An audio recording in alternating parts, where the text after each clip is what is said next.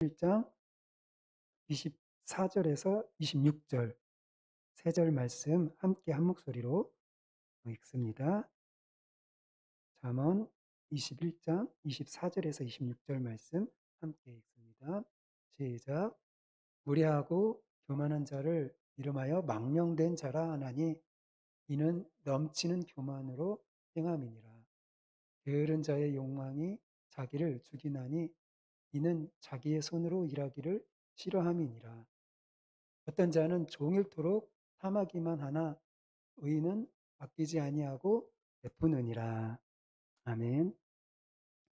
오늘 읽은 말씀을 중심으로 경건한 삶으로 나아가라. 경건한 삶으로 나아가라. 제목으로 함께 은혜를 나누고자 합니다. 오늘 읽은 잠언의 말씀은 하나님의 지혜를 떠난 거만한 자의 삶과 의인의 삶이 어떠한 차이가 있는지를 우리에게 보여주는 말씀입니다. 먼저 24절을 보면 무례하고 교만한 자를 이름하여 망령된 자라 하나니 이는 넘치는 교만으로 행함이니라.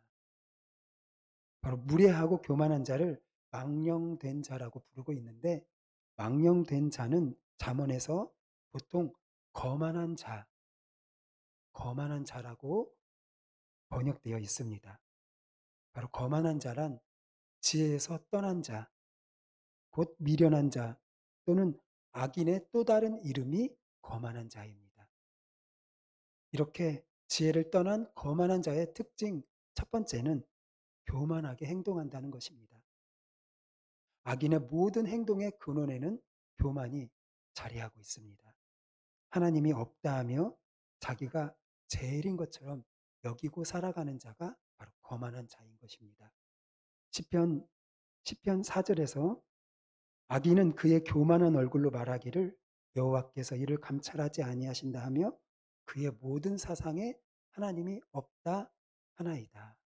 바로 교만의 출발은 어디에서 비롯되느냐? 바로 하나님이 없다 하는 데서 교만하고 거만한 자의 삶이 시작되는 것입니다. 악인은 하나님을 모셔야 하는 그 자리에 자기가 앉아 있습니다. 자기 스스로를 높이고자 하는 마음으로 가득 차 있습니다. 하나님을 무시하고 자기를 높이고자 하는 마음은 다른 사람에게 어떻게 나타나느냐면 무례함으로 나타납니다. 무례하다는 것은 다른 사람들을 무시하는 것입니다. 함부로 대하는 것입니다. 겉모습만 보고 쉽게 단정 지으면서 자신보다 못한 사람이라고 여기는 것입니다. 그러나 정작 자신이 하나님 앞에서 무가치한 자로 여겨지고 있다는 사실은 조금도 모릅니다. 잠언 16장 5절과 시편 149편 4절에서 이렇게 우리에게 말씀하고 있습니다. 무릇 마음이 교만한 자를 여호와께서 미워하시나니 피차 손을 잡을지라도 별을 면하지 못하리라. 그리고 시편 149편 4절 말씀에는 여호와께서는 자기 백성을 기뻐하시며 겸손한 자를 구원으로 아름답게 하심이로다. 바로 교만한 자는 미워하시고 겸손한 자는 구원으로 아름답게 하시는 분이 바로 우리 하나님이십니다. 교만한 자들은 아무리 자기들끼리 힘을 합한다 할지라도 하나님을 대적할 수 없습니다. 하나님의 심판을 면할 수가 없습니다.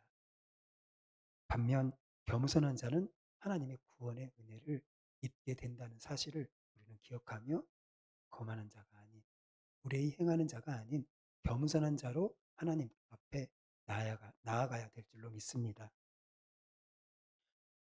겸손하신 예수님을 본받아 우리 마음 안에 있는 교만을 날마다 물리치며 나아가야 하는 것입니다. 이렇게 교만한 자의 첫 번째 특징이 교만이 행하는 것이고, 두 번째 특징은 바로 게으름입니다. 25절 말씀을 보면 게으른 자의 욕망이 자기를 죽이나니 이는 자기의 손으로 일하기를 싫어함이니라. 게으른 자의 마음에는 어떠한 욕망이 자리 잡고 있을까요? 게으른 자는 일하지 않고도 편안한 삶을 살고자 하는 욕망으로 가득 차 있습니다. 어떤 자이냐 하면 잠언 6장 10절에 보면 좀 더 자자, 좀 더 졸자, 손을 모으고 좀 더 누워 있자 라고 하는 것이 바로 게으른 자의 마음속에 있는 욕망입니다. 심지어 게으른 자는 그 잡을 것도 사냥하지 아니한다 라고 가르쳐주고 있습니다. 게으른 자의 욕망은 한마디로 일하기를 싫어하는 것입니다. 이 욕망이 얼마나 큰지 먹을 것조차 해결하고자 하는 의지가 그 안에 없습니다. 그래서 일하기 싫어하는 자는 결국에는 자기 스스로의 인생을 망치고 맙니다. 먼저는 사회적인 죽음을 당합니다. 게으른 자는 다른 사람을 힘들게 합니다. 자신이 져야 할 책임을 다른 사람에게 미룹니다.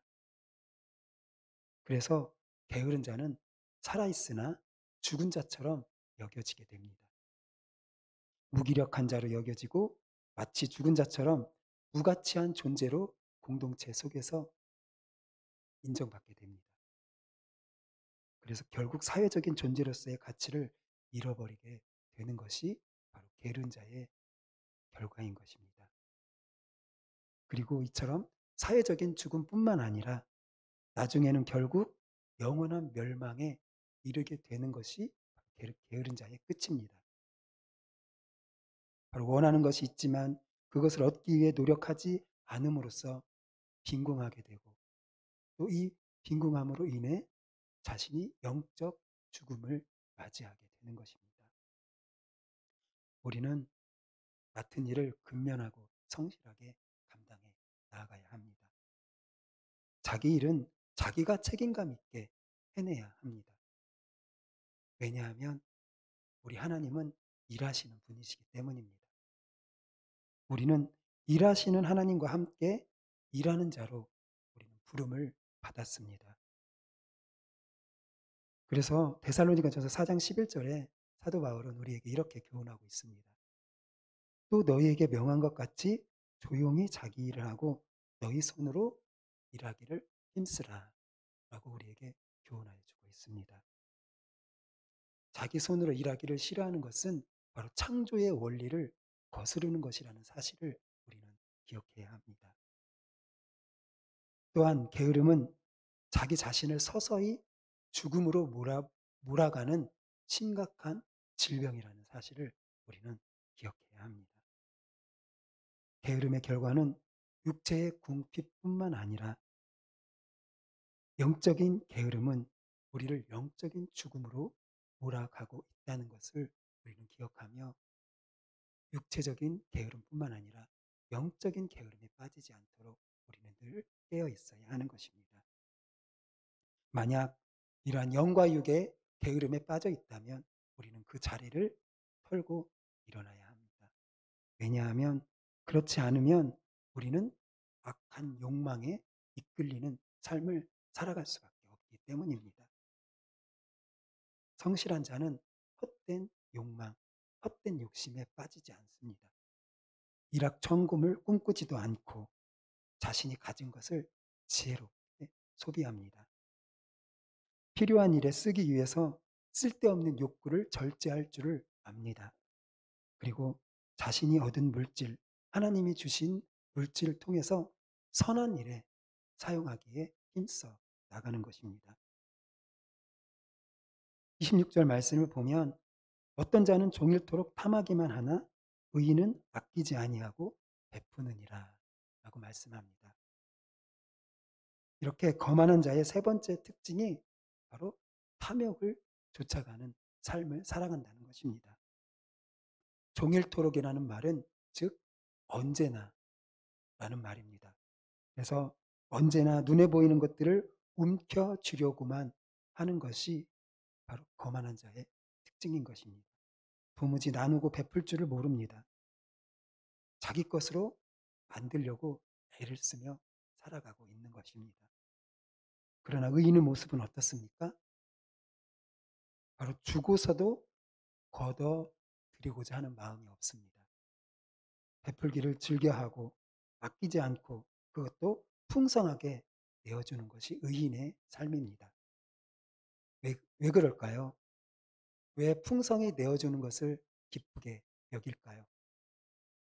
그것은 하나님이 복을 내, 하나님께서 복을 내리신다는 것을 알기 때문입니다.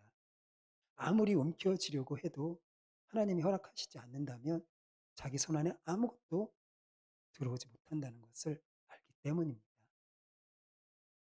그리고 다른 사람의 행복을 기쁘게 여길 줄 알기 때문에 기꺼이 자신의 것을 베푸는 데 사용하는 것입니다.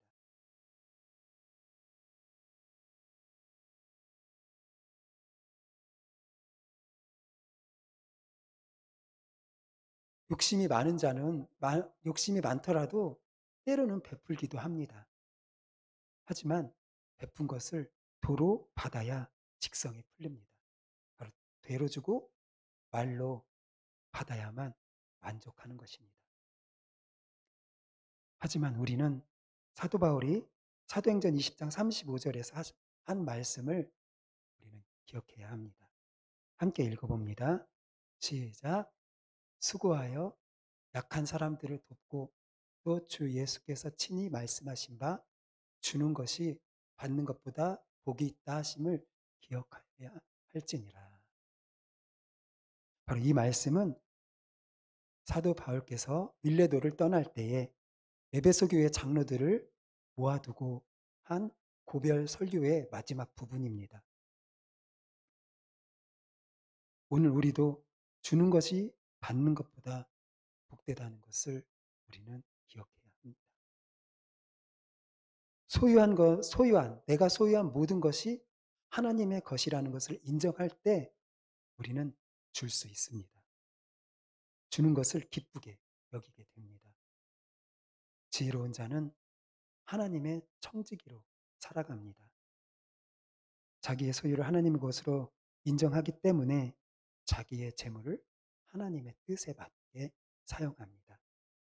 나누고 베풀면서 삶의 기쁨을 누리며 살아가게 되는 것입니다. 오늘 말씀을 정리해 보면 거만한 자는 다른 사람을 업신여기고 무시합니다. 당장의 눈앞에 보이는 것에 관심을 쏟고 그것을 얻음으로써 만족을 느끼며 살아갑니다. 오늘을 즐기고 순간의 쾌락을 쫓아가며 살아가는 것이 바로 거만한 악인의 모습인 것입니다. 이처럼 하나님의 지혜를 떠나게 되면 절제하지 못하고 방탕하고 게으르게 된다는 것을 우리는 잊지 말아야 되겠습니다. 욕심의 노예가 되어 결국 비참한 최후를 맞이하게 되는 것입니다. 우리는 하나님 앞에 경건한 삶을 살기를 간절히 원하고 있습니다. 그렇죠? 그런데 경건한 삶이 무엇일까요? 야고보서 1장 27절 말씀은 우리에게 이렇게 교훈하고 있습니다. 하나님 아버지 앞에서 정결하고 더러움이 없는 경건은 곧 고아와 과부를 그 환난 중에 돌보고 또 자기를 지켜 세속에 물들지 아니하는 그것이니라 라고 우리에게 교훈하여 주고 있습니다. 경건한 삶이란 곧 이웃을 돌보는 것이며 세속에 물들지 않도록 자기 자신을 지켜나가는 것입니다. 우리는 이웃에게 대하여 무리하게 행하거나 그들을 업신여기는 자가 되어서는 안 됩니다. 돌보는 자가 되어야 됩니다. 우리 안에 겸손한 마음을 가지고 있을 때 우리는 다른 사람을 돌보는 삶을 살아갈 수 있습니다. 지혜로운 의인은 겸손합니다. 자기 손으로 일하기를 즐겨합니다. 비록 수고하고 고단하여도 일할 수 있음에 감사하며 그 일한 결과로 주어지는 은혜를 가지고 다른 사람들을 대접하며 살아가는 것이 지혜로운 의인의 삶이라는 것을 꼭 기억하시기를 바랍니다. 오늘 하루 게으르지 않고 주어진 일에 열심을 다하는 오늘 하루를 살아가시기를 바랍니다. 그리고 하나님이 주셔서 소유한 것들로 베풀음으로써 다른 사람에게 은혜를 베푸는 하루가 되기를 소망합니다. 또한 우리 자신을 새 속에 물들지 않도록 우리 자신을 지켜 나가야 합니다. 오늘날의 세상은 우리에게 탐심과 욕심을 불러일으키며 부추깁니다. 소유하지 않고 내가 경험하지 않으면 구시대를 살아가는 사람처럼 취급합니다. 그러나 우리는 세상이 아무리 급격하게 편리하게 풍성하게 변한다고 할지라도 우리는 영원한 하늘을 소망하며 살아가는 자라는 것을 우리는 기억해야 합니다. 우리에게 풍성히 채워주시고 승리하게 하여 주시는 하나님 한 분만으로 만족하며 하나님이 주신 것들로 기꺼이 나누고 섬기는 복된 하루를 살아가시는 성도님들이 되시기를 예수님의 이름으로 축복합니다.